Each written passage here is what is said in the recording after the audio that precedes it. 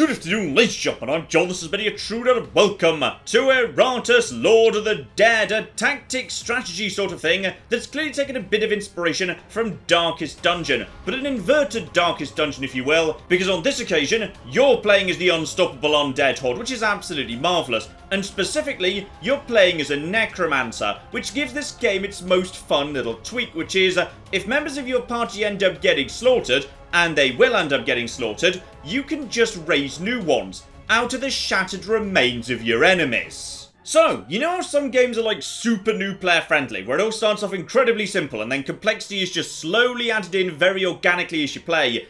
Iratus isn't one of those games. Iratus is a game where there's a lot to deal with straight away. So immediately there's like 5 different screens I could go to slightly optimise my team and chances and diddly-diddly-dee. But to keep things simple, I'm going to try to explain things as they come up. So for the time being, let's just focus on the important bits. Down over here, the game's gifted me 4 little warriors to start off with. A Dark Knight, a Zombie, a Skeleton, and a Bride of Iratus. So, that's my starting team of 4. Let's just go and use them to murder some squishy humans and we'll take it from there. Because I'm starting down here on my little crypt where I've just been awoken after millennia of slumber because I'm a necromancer, it's just the sort of thing I need to do. And I need to wind my way through this map, picking my directions, and ultimately ending up here at the boss, defeating him, going through the exit, and thereby ending up heading up into the next map, and so on and so forth through 5 levels. So yeah, there's a lot to flippin' do here. But before we get to any of that, there's some nice squishy humans in the way, so come on then, let's go murder some of these bastards. So yes indeed, I imagine you could see the similarities to Darkest Dungeon immediately. Turn-based game, enemies in front of us, they need to go down, and to do that, my skeleton's got himself some attacks. 6 to be precise, but he can only use 2 right now, because just like Darkest Dungeon, positioning is incredibly important, so 4 of his abilities aren't currently available. Fortunately, he does have 1 good basic attack that'll work pretty nicely here, so as long as he's standing anywhere between position 1 and 3, so anywhere but the back row, represented by the yellow skulls, he can attack any enemy in the first 2 rows, represented by the red helmets. Pretty much everything in this game, by the way, is calculated off your attack stat, so for him on his character sheet, between 16 and 18, his attack will do 55% of that, so between 8 and 9 damage per attack, he'll attack twice, so that's a good basic ability. Skeleton's generally just a bit of a good all-rounder. Wherever he's standing in your line, he can find something good to do. So just select that skill, select someone to actually go and attack with it, and he attacks that, and he misses once, because unfortunately, the skeleton is not necessarily the most accurate in the world, and some of these enemies might have a bit of evasion going on too. So, we take a little bit of damage in return, but that's fine. Move straight over to the Bride of Iratus, my archer. She is amazing. I just absolutely flipping love her. And naturally, unlike the skeleton, who kind of does a pretty good job wherever he's standing, the archer's got a very specific position she ought to be standing, which is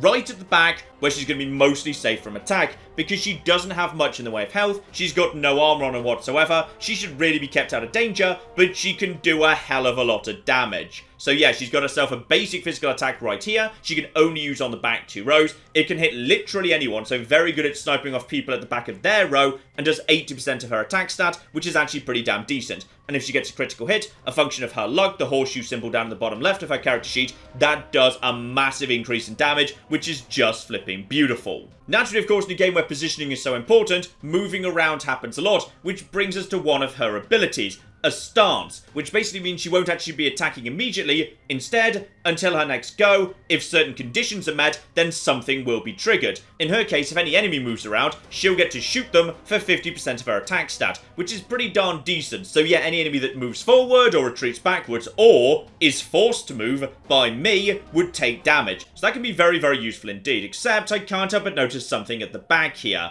So yes, this guy over here is planning to do a sinister strike. At the beginning of his next turn, he's going to do a big attack to a random target. Now, I'd rather he didn't do that. This guy over here next to his friends has very little health, only 55 hit points. So I'm just going to go for a chest piercer against him, and if I get lucky, could be a critical, would actually finish him off if we're lucky, and no. Did a good amount of damage, not enough to actually kill him. And over to my front line. The Dark Knight, as you probably guessed, is the opposite of the Archer. Rather than staying at the back, he's supposed to stay at the front. He's got himself tons of armor and tons of magic resistance on the right there on his magic card, and that's basically just a reduction to any damage he takes. So sometimes he can get attacked and take literally no damage whatsoever, which is absolutely flippin' marvellous. So he could just stand right at the front and do a nice basic attack to anyone standing in front of him. Except, of course, you may notice the enemy's got one extra health bar over me. I've only got a red health bar, they've also got a purple sanity meter. So again, we're kind of dealing with an inverted Darkest Dungeon here. So if we look at his second ability, he's got himself Hollow Stare, a stress attack that starts lowering enemy sanity, calculated off his dread.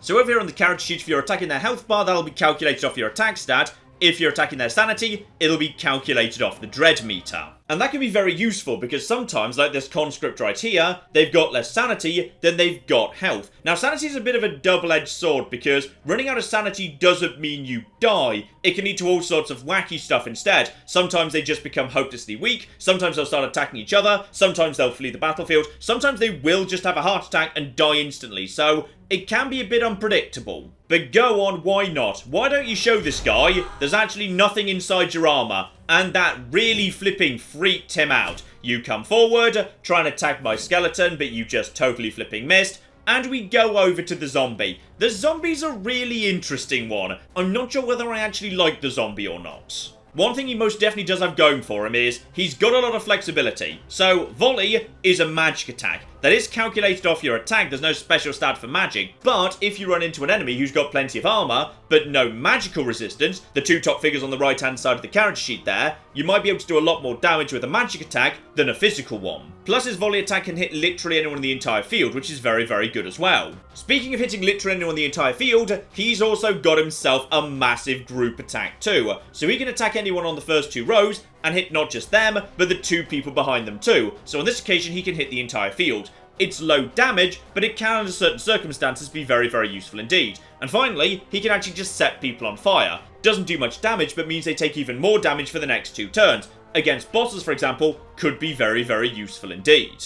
Unfortunately, his accuracy is a little bit on the low side, and these guys might have, yeah, they've got some evasion built in. Those guys have 18% evasion, the road symbol right there. So screw it, we'll go for a buckshot and try and shoot literally everybody. So, one miss, two hits. Not spectacular, but it'll do. And now, back over to my archer, who's my favourite, by the way. She is just flipping amazing. Another ability she's got, by the way, this is a brilliant ability under the right circumstances, is Warning Shot, which is a pretty damn powerful stress attack. 19 to 21 stress is not bad at all. And on top of that, it makes her move back 3 steps. So if she gets pulled forward by an enemy attack of any description, she can immediately step backwards while still doing good damage. I love her, she's so damn amazing. And on top of that, she's actually got the ability Think of Him. Because yeah, this is like your undead zombie bride or whatever. So she's thinking of Iratus, that's just bloody lovely. Use that, you get yourself +4 attack and +4 dread until the end of the battle. And you can do that over and over again. So if there's ever a time when you can't really use her because she doesn't have a good shot at anything, you can just keep boosting her attack and she can become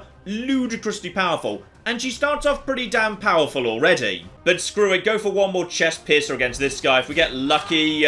No, we didn't get the critical, so sadly we didn't get him. Attack comes in against the Dark Knight, but that's absolutely fine, because his armor means he can very easily take it. Still, we got one more chance to take out this guy before his turn, and we're back to the skeleton, who can very easily do so, which is flipping marvellous. But you may have also noticed another meter's been ticking up during this fight, the little flaming rage meter. So that's now up to 37 out of 100. As you do damage or take it, that rises during the fight. Now, all of your characters have 5 abilities that you can use anytime, depending on position, and 1 ultimate ability that you need to spend the rage currency to utilise. And these are really damn powerful. So the skeleton can basically put 150% of his dread stat on the entire enemy team. That's what the red line represents. That's literally everyone. So that's pretty damn good. That is pretty damn good right there. But to be honest, I'd rather save that up because other characters have more powerful ultimates. So instead, I'm just going to run over here, smite this guy, and... No, I'm not, because he's not standing close enough. That's a bit of a shame. Right, well in that case, I'm going to use Show Them Their Place, because that means if, yeah, I'm standing towards the back of the field, I can charge forward to get into a better position to use my other abilities. So, screw it, we'll do that. Though, yeah, it's not very powerful, but if the enemy does have a stance, it can be a bit on the useful side. So, charge over here, you charge forward, and nudge that guy backwards. So now everyone gets moved around. And there we go. Right, so the big powerful lad finally got his massive attack in. And as a result of that, yeah, a big pile of damage has been handed out to my little Dark Knight. But but that's absolutely fine because my Dark Knight has one of the better abilities. Not the best one, we'll get to the best one, but still pretty damn good. So he's got a special ability that lets him do 12 flat damage to every enemy on the field, and for every bit of health he takes off them, he actually gets that health back himself. So he's got a really, really damn powerful healing ability. So you know what? I think we're going to do that right now. And oh my goodness, one of you's dead, two of you are wounded, and you're now actually pretty much back up to full health. Screw the lot of ya. And yeah, more attacks coming in, but we can take it. These are just basic mining slaves. This is not a problem at all. Back over to my skeleton, and now he's in the front row. Obviously, a whole bunch of new abilities have unlocked for him. In particular, he's got this really interesting pair of attacks. So yeah, he's got Smite, that means he can do 55% damage twice, so that's pretty darn good. Or, he's got Unassuming Strike, which does a single 100% attack, so you'd think that would be ever so slightly worse, except that one ignores armor, which is actually really, really damn good. So against heavily armored opponent, a basic skeleton can actually do a really, really damn good job. He's also got what I think is the worst ability in the game, which is Embrace Mediocrity. Doesn't sound great, really. No, it's about as terrible as it sounds. So it's a stress attack, where the skeleton gives up 30% of his entire health bar in order to make the enemy lose 30% of their sanity. Which really is not a good trade, because running out of sanity doesn't mean the enemy's dead, but running out of health does mean you're dead. So, yeah, that's not a very good trade. Luckily, however, neither of these guys have any armor whatsoever, so screw it, let's just get over here and start smiting them. 1 and 2, and you're not quite dead, unfortunately. Bit of a shame right there, but no problem whatsoever. Back over to my big Dark Knight, and yeah, he can probably just start finishing off these lads. If we get lucky, no, bit of a miss. He's not the most accurate, but, oh, here we go. So, my Archer, the best character in the game with the best ultimate. She's got herself Rose for a Lady. Physical attack she can use from 3 different positions, guaranteed critical, so it's more powerful than it looks, hits literally every enemy on the field, and bear in mind, of course, you can buff it with Think of Him before you use it for the first time. So yeah, this is pretty darn good right there. And if there were 4 enemies on the field, it would have hit all of them. It's absolutely beautiful. And now we get into the problem with the zombie, by the way. So the skeletons charge forward, relegating the zombie back down to position 3. And in position 3, the zombie's got some issues, which is he can't use any of his 3 primary attacks whatsoever. And if I did have enough rage power, I would be able to use his ultimate from here, but using his ultimate forces him back another square, making him even less flipping useful. So yeah, the zombie's a bit weird, because he doesn't have the ability to step forward. None of his abilities let him step forward. The only way he can move at all is using his ultimate, and that moves him further back into a less useful position. So basically, if you want to get your zombie back to the front line, you've got to spend your time with your other characters, moving them backwards to basically get him forward by default, which is a little bit awkward. So the zombie's fun, but yeah, if he gets stuck at the back, he can kind of get stuck there for a while. Luckily, he does have one very good ability, Bombardment, as stance. So he doesn't do anything right now, but at the beginning of his next turn for free, he lays down fire at random, and it's pretty darn powerful, if a little bit on the inaccurate side. So, screw it. We'll just put him into that stance right there. This guy probably won't be alive when it happens. Stop hitting my flipping zombie. Right, you see the problem right there with stances. You can get interrupted, and as a result of that, yeah, he's now actually staggered. But screw you, I think we're just going to start hitting you with a big stick at this point, because no need to worry about your sanity. I'm happy to just basically keep knackering you with a big stick. So, there we go. Momentarily. Oh, this is going to be the thing right here. So he's got 27 health right now. Actually, he will survive this. So it's going to be up to... no, he's going to get another attack in as well. Because, yeah, my zombie didn't actually get a turn, though.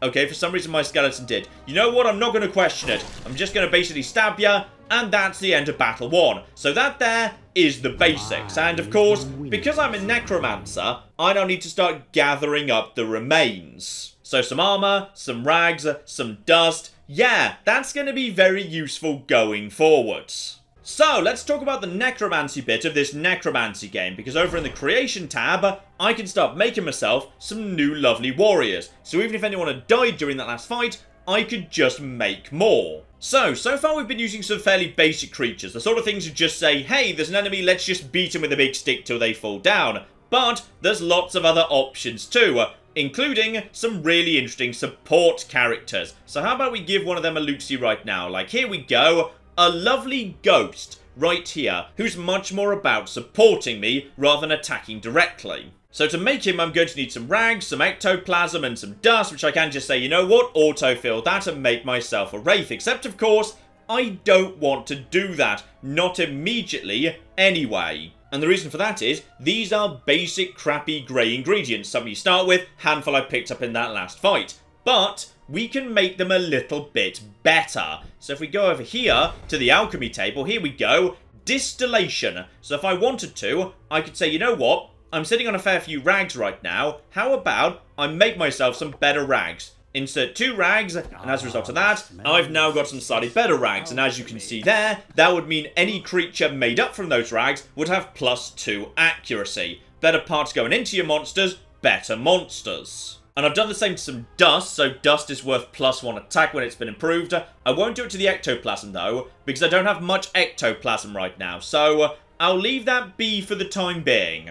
So now if I craft this new and improved Wraith, it'll be a little bit more on the attack side and a bit more on the accurate side. Flipping marvellous. So, Mr. Zombie, you can step outside for a second, and I'd say, yeah, let's let the Wraith have a bit of a go himself. Beautiful. Because as long as he's not actually fighting, he'll recover a tiny bit of health at the end of this next battle. Anyone who's actually involved in the battle, they're just stuck with the amount of health they've already got. So ultimately, therefore, you're going to want at least 2 proper teams you can basically alternate between, together with a few substitutes just in case of emergencies. Now, one more thing too. Iratus has got himself a mana currency up there in the top right, so he's got himself some magic, but right now, he doesn't know any spells. So while we're fighting, we're also leveling up. You start with 1 free skill point, we're working our way up to the next one right now. So, there's a lot of different spells, by the way, because there are 4 different skills, each of which has 4 different branches, each of which contains 3 different spells. Yeah, there's a lot to get your head round in this game. But let's start with something nice and simple here. A simple destruction spell, so if I want to, I can put a bit of fire damage on the enemy, just to do a little bit of extra damage over time. Nice and cheap, only costs 8 mana. Right, that's enough for now. Let's get back in the dungeon and, aha, we've got ourselves a choice. So I could head over here to a Fountain of Restoration to get my mana or my team's health back, but they're looking pretty good all things considered. So instead, I'm going to go over here to a chest, and I'll take squad 1, because that's, you know, the actual squad I'm using right now. So, hello over there. What have we got inside the chest, please? I've got to choose a boon. So, grappling hook. Minions gain +4 luck, +4 accuracy, and +4 evasion. That seems pretty darn good. Maddening amulet. Enemies have a chance of going insane if sanity is 85% or less. That's really damn good. Amulet of Perfection. Minions made up of 4 uncommon parts or more gain +20 vigor during battle. That's really damn nice too. So I think uncommon is green. So right now that's not really relevant to me. I'll take the Maddening Amulet because, yeah, everyone going insane really easily is pretty damn cool. So that leads us into artifacts. I picked up one of those during my last fight. That's a 1-use only thing. So if I equip the Skull Torch, I get +45 Wrath. That's the red meter I've been calling the Rage meter. Sorry, it's actually the Wrath meter, but Rage and Wrath are pretty much interchangeable, so screw it, I'll just say both of those things. But Maddening Amulet is permanent, not a 1-use only thing. So, yeah, we'll definitely be having that, thank you. You also start off with 2 random draws as well. So a hatchet enemy is going to try and escape from battle. Sure, why not? And Nobleman's Garb. Iratus gains 20% more parts after a battle if 4 minions were level 3 or better. I may as well put it on, even though for the time being, yeah, they're all level 1. And the Skull Torch, I'll save for emergencies, because yeah, it's 1-use only. Right now we're taking on basic stuff, we don't need to worry about that. Yeah, as I say, there's a lot to get your head round here, and we haven't even been out to the graveyard yet. We'll cover that next time. Let's actually just get back into a battle here, because here we go. Battle Group 1, get over to these bastards. Let's see how the Wraith does. So, couple of fun things about the Wraith. 1, extremely high initiative, so he actually gets to go first out of everyone. And 2, because he's like incorporeal, he starts off with 2 block and 2 ward. So the first 2 physical attacks and the first 2 magical attacks he gets hit with are guaranteed to do nothing. They are just completely counteracted. But watch out for the same thing on the other side. A couple of these miners start off with 2 blocks, so they're a bit less vulnerable to physical attacks than you might be thinking. Potentially a good target for stress attacks or magic.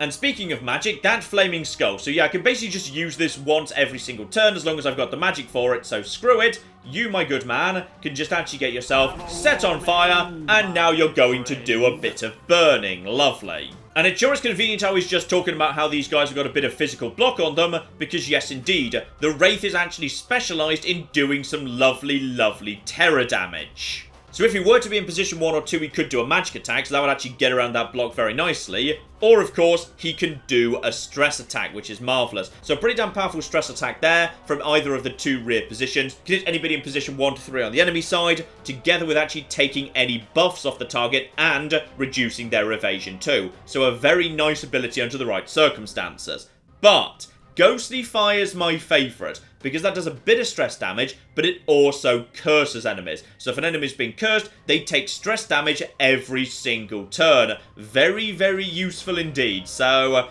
go on then. Let's start off with that right now. So a lovely bit of Ghostly Wind. Sadly, did actually miss one of the targets, but did a bit of damage to that first guy. He has now actually got some Ghostly Flames around him. He's going to be taking more stress damage for the next few turns. As for my skeleton, nothing too dramatic there. How about a basic smite attack against the guy who's actually got himself? Yeah, no block whatsoever. But then again, as this is an attack that attacks twice, it's actually pretty useful for breaking through a block. So go on. Well, actually, sadly you can't reach that guy. I could break through this guy's block, or I'm just going to start wailing on this guy, actually. Yeah, there we go. So both attacks hit. He's taken himself a bit of damage. Very, very nice indeed.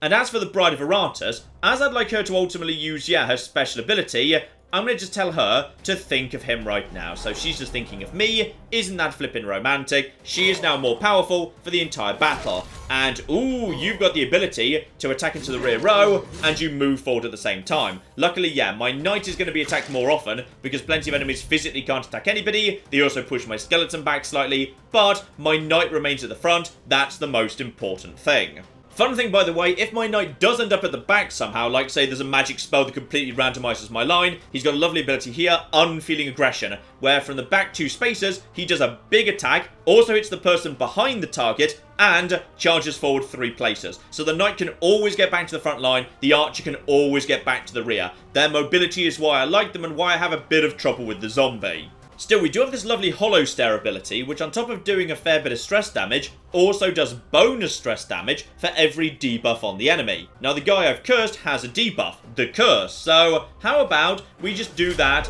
to him? Lovely, and he's gone insane, which is very, very good indeed, and I took that Maddening Amulet, so Insanity can kick in a lot earlier. Now, Insanity's sort of interesting, because Insanity can manifest in all sorts of flipping ways. So on this occasion, it sort of worked against me. So he's going to lose 20% of his strength at the start of every turn. However, he gets himself an extra free action as a result. So that one's sort of not in my favour. But under different circumstances, he might have started attacking his friends. He could have just had a heart attack and died. So that one sort of worked against me. But Sanity's just generally pretty fun. I enjoy playing with it. Though, as a result of all of this business, my Wraith is now right on the front line. That's not really where I want him. So as a result of that, I'm going to use my skeleton to charge to the front to just basically move my Wraith off the front line because, well, he doesn't have much health, but he does have the block and ward that hasn't actually been triggered yet, so that's good at least. So go on then, you just charge forward and actually just, get one of the block out of the way for this guy. That is going to, no, it doesn't push him back because it was blocked, but it does still get my skeleton to the front. Now my skeleton's a bit damaged right now, but he'll probably be okay. Oh, blimey, they're really wailing on him actually. It's a bit of a, okay, will you stop going for my skeleton? Right, the skeleton's in a lot of trouble. But that's fine, because we can just make more skeletons. And my Wraith's actually doing a better job on the front line anyway, so... we got one good thing here. So, that Unfeeling Aggression I mentioned. We can use that right now, flipping love it. So you, my good man, get back to the front line by stabbing this guy and also getting one block off the guy behind him. So there you go. Big stab, one block. You're back at the front line, and to be honest, you should probably just stay where you are because the skeleton's really vulnerable. So, he might die, but I'm a necromancer. I can just make more. He's only a level 1 skeleton, it barely even matters if he dies. It's just a thing that happens. Now, what more can we do with my new ghosty friend? Now he's actually on the front lines, I can do a magical attack, which would let me bypass that block. That's actually pretty darn good. Alternatively, he could move forward one step and actually give himself +6 dread for the rest of the entire fight. But I think actually, yeah, dread isn't how magic's calculated. That's calculated off attack. So screw it. We're just going to go for this guy right here. So 1 magical attack for you, 13 damage, bypasses your block, and you are now held in place. Beautiful. And, oh yeah, here we go. This is where stuff gets sexy. So, Rose for a lady's ready to go, and I believe as a critical hit, I think this can't miss. I think it's a guaranteed hit. Yeah, that's pretty good, because critical hits bypass any blocks. Another reason they're flipping amazing. Now, as for my skeleton friend, he sort of needs to stand to the back. So, hang on, let's just get some flame damage on you. See if we can burn you to death. Yeah, how about we use Shield Banger? So not really that expensive, but a massive, massive drop in sanity. Screw it. Shield Bang the lot of you. And 1 miss. Couple of hits right there. That'll do the job. Beautiful. Back over to my ghosty friend. You've got 18 hit points and you're on fire, so you're going to take some more damage over time. 1 more cold grasp to this guy, and hopefully the fire will finish him off. I'm not sure whether the fire triggers before or after his next attack, but sadly, we're not ready to do Rose for a Lady. We would have been able to if I hadn't actually done the Shield Banger, so maybe I should have saved up for that, because that is pretty damn good, yes. So, just looking at the top there, yep, she gets a go. Then my knight gets a go. So, probably, the best thing I can do is, take a shot at this guy. Start weakening him, because this guy's got the throwing axe. He could potentially try and snipe off my skeleton, because the skeleton's got no ability to heal himself whatsoever, which is a little bit on the concerning side. So, you're possibly about to burn to death. You've got 13 hit points. This attack's only supposed to do 6, but it also adds on half of your armor and resistance added together. So it's actually a bit more powerful than it looks. Go on, see if you can finish off this guy. And 14 and dead. Down to 3. You've just gone insane. You get double attack, but the blocks eat that, and then you get another attack, I believe. Right, now you can start hitting him because of your insanity. Now, what's your insanity doing, by the way? Ooh, your insanity is pushing this guy to the front, and this is all looking a bit on the dicey side, actually. Blimey heck. Yeah, another unlucky one, actually. This guy's insanity has led to Berserk, so 50% bonus damage taken, but increases the damage he outputs by 50% too. Dear flippin' dear. Okay, one idea we do have here. Let's actually use Smite to get through this guy's shield, and then also, there we go, start weakening you a little bit. And they're slowly going more and more mad, but here we go. This is the big one right here. So these two guys were about to get their turn very shortly indeed. I think that's not actually going to happen. I think 2 of you are going to die, and you're now stuck right at the flipping front. So he's got 36 hit points, and me and the knight get a turn before he gets to actually do anything again. What can I do to you, potentially? Your ultimate is, make the enemies all randomly swap positions together with some stress damage. Now, in theory, if I were to get his stress down to 0, he could have a heart attack and die, but can't really guarantee it, to be honest. So, probably best we just go for all-out attacks and hope. To be honest, he's down to 12. At this point, it's all up to you, Dark Knight. If you can kill him, then nobody's dead. If you can't, he'll probably pick off either you or the skeleton. Because sadly, I don't actually have the energy I need to get a bit of healing back. So, there we go. Good. So, we survived with no casualties, but I think you can see here, this game is a bit on the tricky side. This is normal difficulty right here, and right from the get-go, you can certainly take a few knocks. So back home, you can see that zombies picked up a tiny bit of healing. Not much, but a little bit. And now, we need to go out into the graveyard for the final big scream we haven't been into yet. Because, this place is actually pretty bloody important. You see, one of the things we've been collecting after each fight is Architect Souls that let you build new buildings out in the graveyard that provide different bonuses. And by far the most important is this one over here. This here is your hospital. Anyone who's living inside this building gets their health topped up the next time you win a battle. It comes with 1 bed space immediately, but you can unlock more by sacrificing minions into it, which I think we definitely need to do. So the game wants me to sacrifice 1 Wraith into the mortuary to open this next slot. But this Wraith over here, he's actually had some okay-ish components put into him. So what I'd rather do is raise a brand new one if I have the materials for it. And I just do. So, one basic Wraith gets raised up right now, flipping marvellous. Back outside to the graveyard, over to the mortuary. And now as a result of this, yes, we need to crack you over into here and spend 40 Architect Souls. And there we go. We've now got ourselves 2 beds. And I think you can see what needs to go in here. My Dread Knight and my Skeleton both desperately need to do a bit of healing up. So, next time we win a battle, those guys will be back up to full strength. Beautiful. That does, however, of course, leave me a little bit on the short-handed side. So, in a perfect world, I physically don't have the materials to create another Dread Knight right now. But I do have the materials for a few other bits and pieces. So, could just get a basic skeleton on the front line. That'd be fine. But there's some new stuff down here as well. These guys are unlocked permanently by doing stuff across every run you do, by the way. So, yeah, I've unlocked 2 of these. So, we've got ourselves the Mummy over here. Let's have a look, see what you're about, my good man. Bit of a jack of all trades. So, yeah, you can do some curse damage on the front line. On the rear, however, he's got himself a physical attack that pulls enemies forward to make them a bit more vulnerable. That's pretty darn useful, I'll say, absolutely. He can also move himself forward 1 step while doing a little bit of stress damage. And yeah, he can take a step backwards while also removing all debuffs from allies. Right, bit of everything, I see. And then there's the Lich. This guy's really, really interesting. Doesn't come with a huge amount of health, and basically he specialises in widespread, catastrophic, random explosions. So yeah, Bone Shards, he can do it from literally anywhere,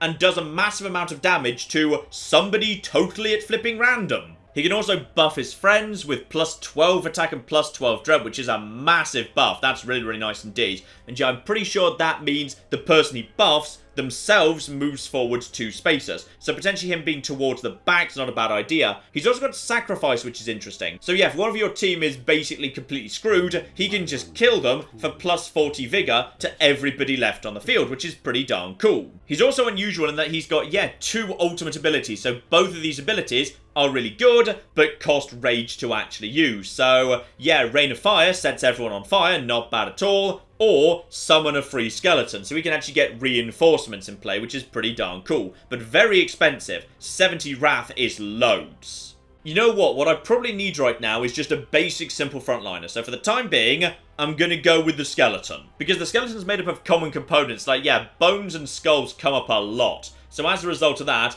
I can basically make a slightly improved skeleton. That'd be lovely. So, my new skeleton friend is going to have plus 3 evasion, plus 1 attack, even more plus 1 attack, flippin' love it, and plus 3 luck, greater chance of getting criticals. Not bad at all, so he's going to be a much tougher proposition.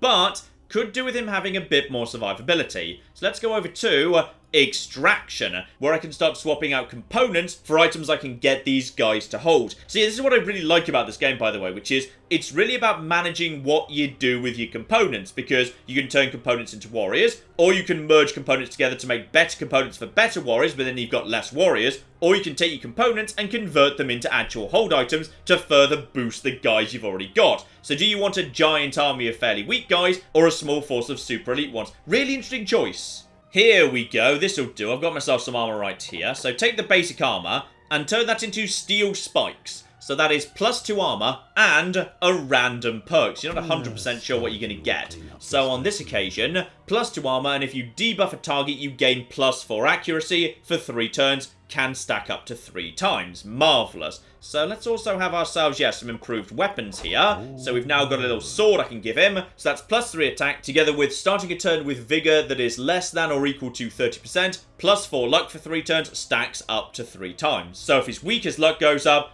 and if he's debuffing a target, accuracy goes up. Not spectacular, but it'll do. So, back over to my skeleton friend here. And this is, yeah, a much tougher skeleton than the one I've had before. And on top of that, hang on, go over to my skeleton friend. You can have yourself this little knife and this little shield. So as a result of that, he's even tougher than he used to be, and he hits pretty darn hard. Love it. Now, I'm a bit low on parts right now, and I do have a skill point to hand, so I'm also going to take Amateur Surgeon, increasing the chance of receiving parts at the end of a battle by 10%. Love it. And one more thing as well, my Bride of Iratus has leveled up to level 2, so as a result of that, she's got herself a skill point, so I can specialise one of her abilities in a particular direction. So her basic chest piercer attack, for example, that can do the same amount of damage, except on a critical hit, actually stuns the target, so they can't actually do anything for that turn. Or the critical hit just does even more damage than before, and that also affects her stats, +2 to luck, or +10 to accuracy. But what I really like actually is, yeah, think of him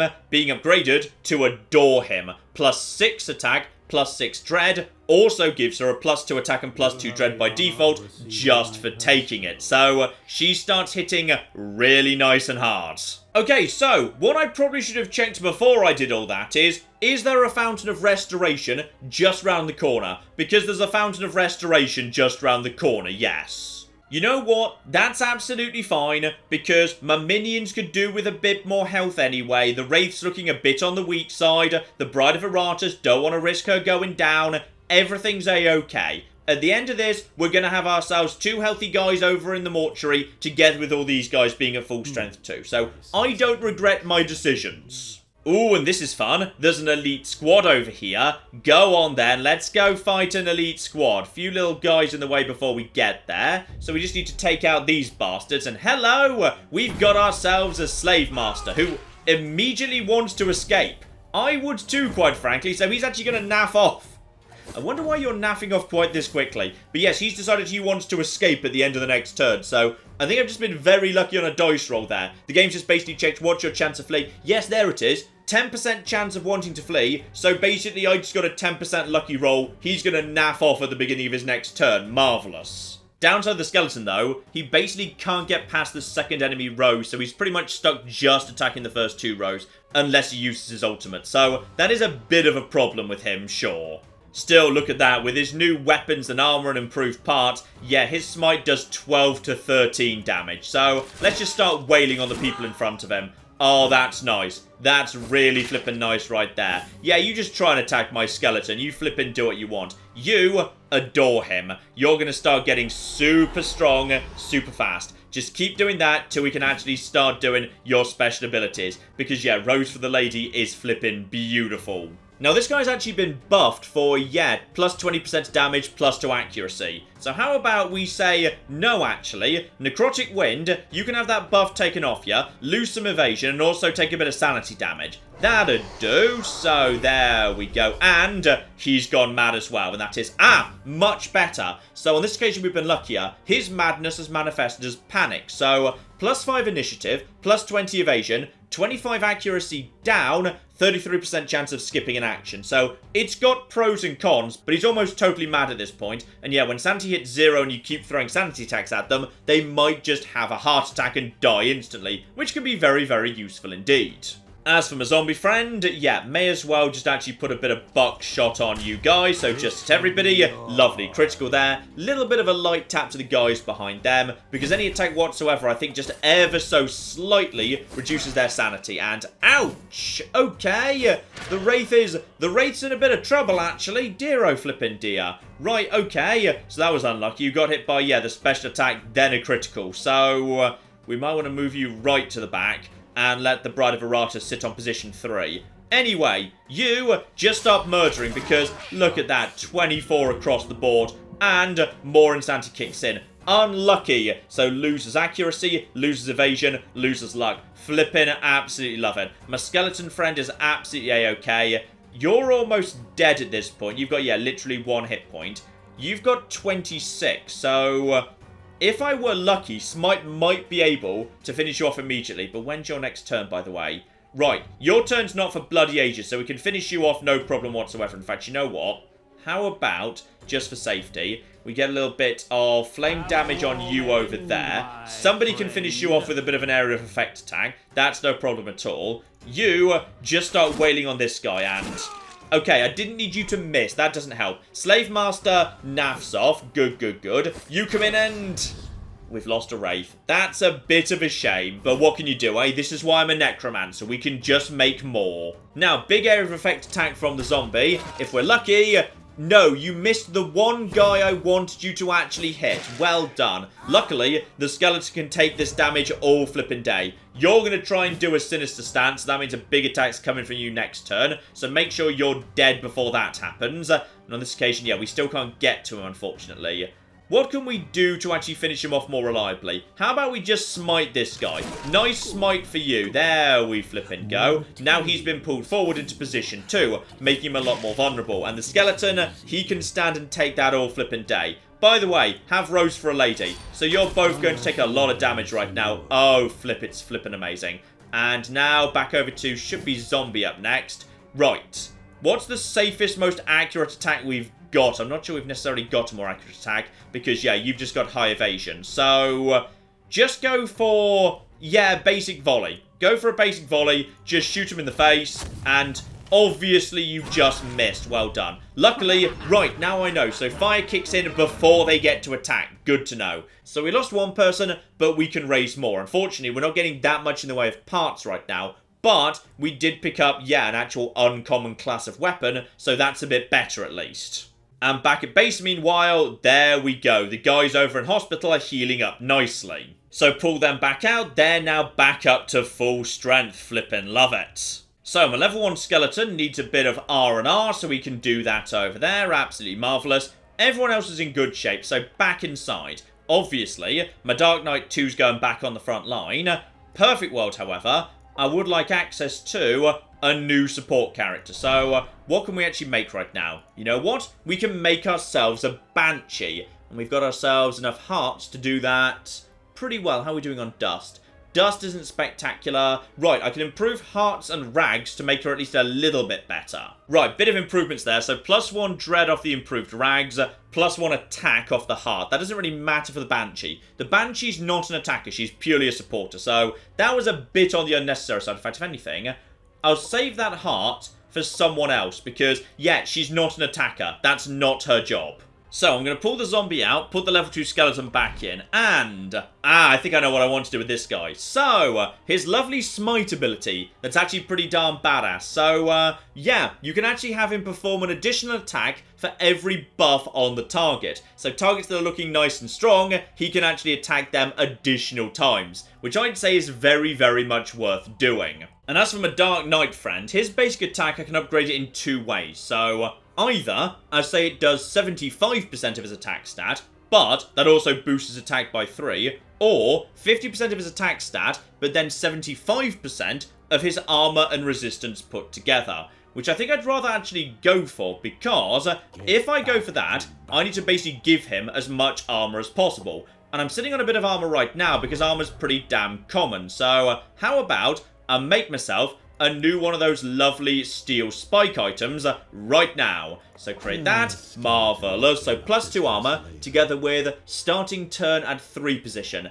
No, that's a bit of a shame. That's unlucky because he always wants to be at position 1. Still, I'll give it to him anyway because with that, yeah, he's up to 11 armor right now. So any physical attack of 11 or less will do literally nothing to him, which is marvellous. Ah, yes, and one more good thing we've got going on right here. This is basically an XP dump immediately, so I can either upgrade myself or upgrade my team. So I'm going to do my team.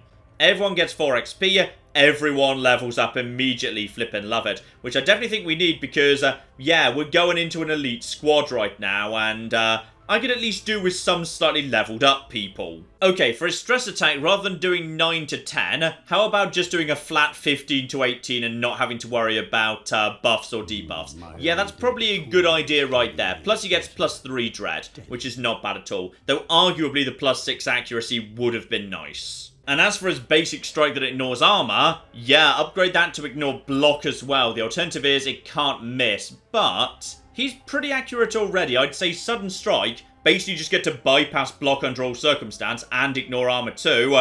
Yeah, that's pretty damn nice for him. And while we haven't seen it yet, the Bride of Iratus also has a really damn good flamey ability. Magic damage and sets target on fire, which is not bad at all. So, what I'm going to do is I'm going to actually set that for burning people for 3 turns, and and maybe move her up to, position 3. Because on position 3, she can still do everything she needs to do. That's all absolutely fine. She's still fairly safe, and if she needs to, she can use Warning Shot to back off to the rear line and fall. Now, the Banshee's overwhelmingly about doing stress attacks. In fact, she can't really attack at all aside from her ultimate, which even then does very little damage. It's mainly about just forcing a target to skip. But what I do love is Soprano. Basically, just a massive debuff for the entire enemy line. -4 attack, upgraded because we just did that fountain thing. Yeah, -6 attack. Alternatively, -4 and also 4 evasion, but no. -6. That's the thing right there, definitely. Right, fully upgraded team, ready to go. Let's go flippin' take on a group of elites. They're probably going to kill me right now, but screw it. We'll see how this goes. Hello over there. Right, you've got some slaves in flipping golden chains. Marvellous. So yeah, here we go. This is an elite miner, starting off with 110 health and 110 sanity too, though this guy is down to 95 because he's been immediately whipped by a golden slave master. And this is where we start getting into bypassing block and magic attacks. This elite stone golem has armor of flipping 19, but 0 magic resistance. So that's how we deal with you. He also can't be stressed, can't be set on fire, will never try and run, and 50% of attacks he will take on himself. Meaning, of course, yeah, I really want to be using magical attacks, not physical attacks, because there's a 50% chance he'll run in and try and take the attack, and if he does, it will do literally nothing.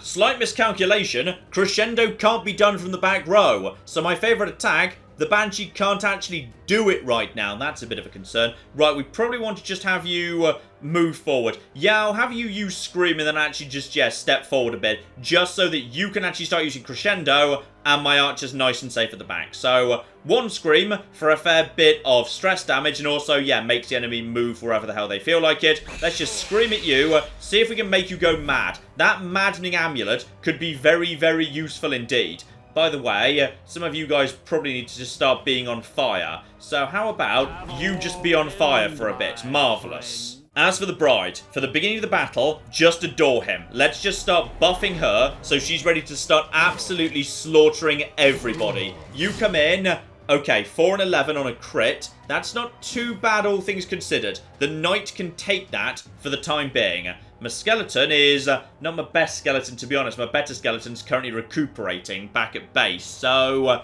okay, this is going to be interesting. But on the plus side, he can ignore block. So he can just basically bypass those blocks and start absolutely wailing on these guys. So that's nice. Getting over there, hit that guy, do some damage. And so far, the golem hasn't decided to get involved.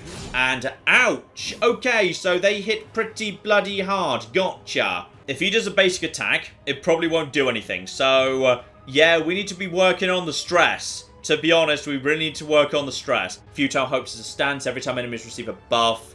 It's not much stress, to be honest. Let's just focus on stressing this guy the hell out. So, there we go. Come on, go mad. I've got my maddening amulet and everything. What are you about to do, by the way? Oh, he's buffing himself. Right, plus to accuracy, not so bad. And you can attack the back line. That's no good at all, and my skeleton's already almost dead. Oh, that's not good. They're definitely having more of an effect on us than we're having on them. Okay, I could go for a massive shield banger right now. That'd be a pretty big drop in sanity. I just kind of need these guys to go insane.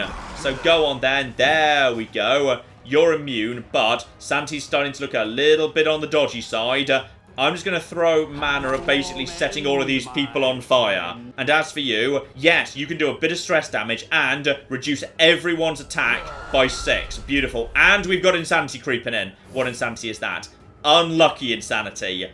Not the best, not the worst. At least it's not backfiring on me, so that's good at least. And you can face the Faceless to the guy at the rear there, so his sanity could start going down too. Probably the best thing we can do is, that right now. So just show him you don't have a face. There we go. He's not mad yet. He's taking a bit of damage. Okay, she can take that. You move forward, and you are... Oh, he just keeps buffing himself. That's quite frankly terrifying. But we're ready to go because we've got ourselves... Oh, yeah, this is going to hurt. This is going to really hurt right now. Oh, yeah, screw the lot of ya. Screw the flippin' lot of ya. More insanity. Good, what have you got? Betrayal. Good. He is now more likely to attack his friends. There we flipping go. That's what I wanted to see. That's one of the best ones. Betrayal is amazing. Right, that might turn this around. If this skeleton dies, then that's unfortunate, but it's a thing that happens. Just keep throwing fire at these guys. Set them on fire over and over. Do not attack this guy. He's more likely to attack his friends than he is to attack me. I need to, yeah, get down to the back row. Or start doing some magic to this guy. And when I say start doing some magic, I don't really have much magic, actually. Yeah, had I known you'd been here, this is something that the zombie would have been good at, because his basic attack is a magic attack. And also, the Wraith has a magic attack. Right, neither of them are here. This could be a bit of a problem, actually. Yeah, the Dark Knight's in a bit of a difficult position right now. His attack's going to do nothing to the Stone Golem, and I don't really want to attack the guy at the front because he's likely to be helping out my team more often than not. So, he could face the faceless the guy at the back, but he's already gone mad.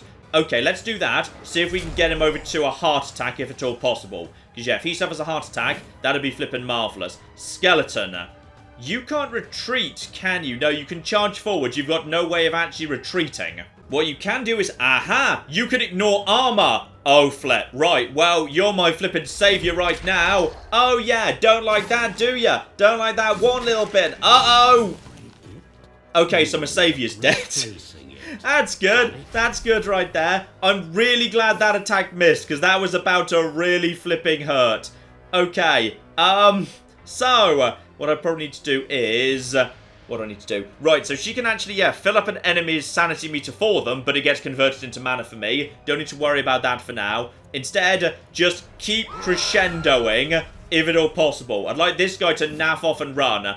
As for you, sadly, we're not quite ready for Rose for a Lady. Which is unfortunate because, actually no, now you're in position 3, not 4. The skeleton's death does mean Flames of Eternal Love are now available. So that's good, though sadly, it won't actually set that guy on fire, but it will still deal magic damage to him. So, yeah, focus on the golem. We won't actually set him on fire, but we will at least do some damage. This is looking... She gets a second go immediately, because why not, eh? Right, straight over to you. Just keep setting them on fire. That was the guy who's on my side, isn't it? I'm sure everything's fine. 42 now. Probably best we just get another Flames of Love on that guy, because you're hopefully going to be helping me out, which will be absolutely beautiful. Okay. Yeah, screw it. Just keep attacking the golem. There we go. 14. He's down to half health or so. You're going to come for her. That's not going to hurt that much. That's absolutely fine. As for you, miss and miss. Good. Her evasion stood me in good stead there. Please attack your friend. Yes! Block, and his block's now out of the way. Beautiful. And now over to the Dread Knight. Okay. You can't do much, to be honest, because, yeah, golem and friend.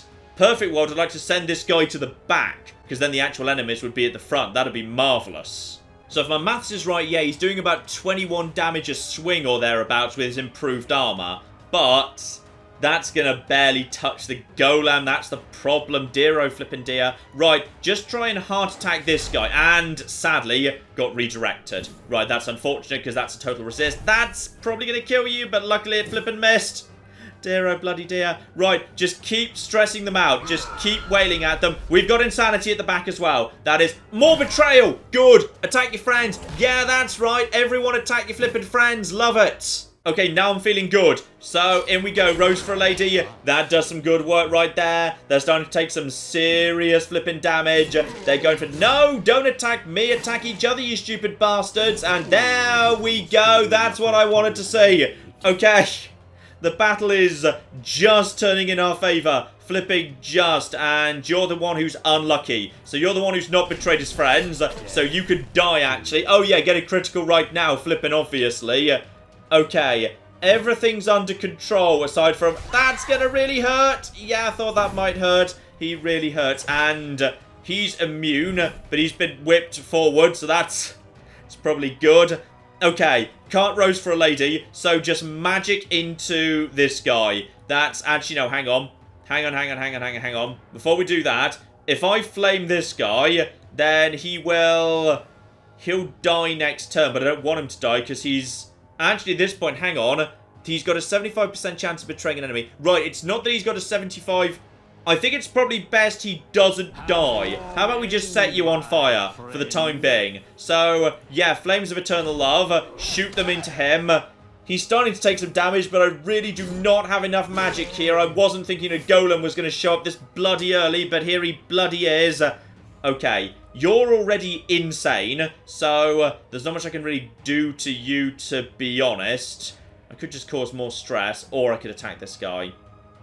I can't get to you. Yeah, screw it. More insanity. There we go. I don't have a face. You didn't realise that, but now you flipping do. And... oh, you're about to... okay, so she's dead. That's all absolutely fine. I need that guy to die, and I need you to start whipping your attacking your friends. Right, so he's dead. Good. The problem is I'm not sure you can actually kill the golem. Yeah, now it's just me versus the golem, pretty much. So, how long till he gets another go? I'm going to finish him off soon, so in which case, yeah, Flames of Eternal Love, because that's way more damage than Rose for a Lady. Now, you, that's just a support ability. Oh, hang on. That's a flat 12 damage. Except, hang on, is that a flat 12 damage? Is it affected by... oh, I don't know. Right, just kill this guy just for safety. Darn it, redirected! No, that is not what I needed. Oh, don't kill her! Bloody hell, she's barely alive. You got set on fire. Okay, so, you're up right now. I'm just going to, yeah, use that ability. If that's a flat 12, that is a flat 12. You're safe for the time being, and oh, thank God. No! Did you just get a critical? Bloody hell, this is... okay. Okay. 18 damage. 18 damage. No way of healing. My damage is, that's fire. He can't be set on fire. Flames of Eternal Love. 14-17. This is going to come down to your evasion or critical chance, isn't it? Yes. Yes, it is. Okay. So, set him on fire. He's still alive. Please miss, please miss, please miss. He didn't miss. Okay. So, this hasn't gone desperately well, to be honest.